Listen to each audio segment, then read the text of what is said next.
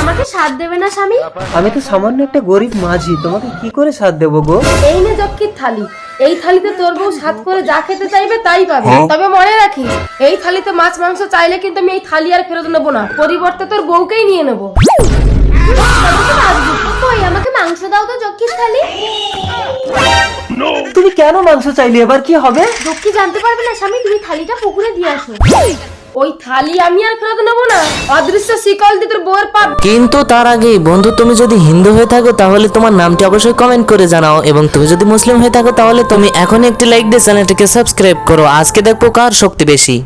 বেঁধে দিয়েছি, ওকে আমার পুকুরে ডুবিয়ে মারবো। না, যক্ষী দেবে, আমার বউকে তুমি নিও না। না, মানুষ হয়ে যক্ষীর সাথে লড়াই করা অসম্ভব। এই গাছে থাকে দৈত্য, এই গাছকে যদি জড়িয়ে ফেলি তাহলে দৈত্যই পারবে একমাত্র যক্ষীর হাত থেকে আমার বউকে বাঁচাতে।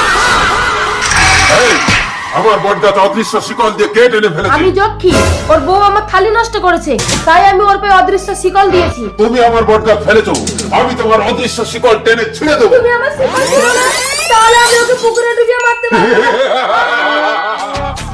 যা, তোরা যক্ষীর হাত থেকে বেঁচে গেলি। জয় দৈত্য রাজের জয়।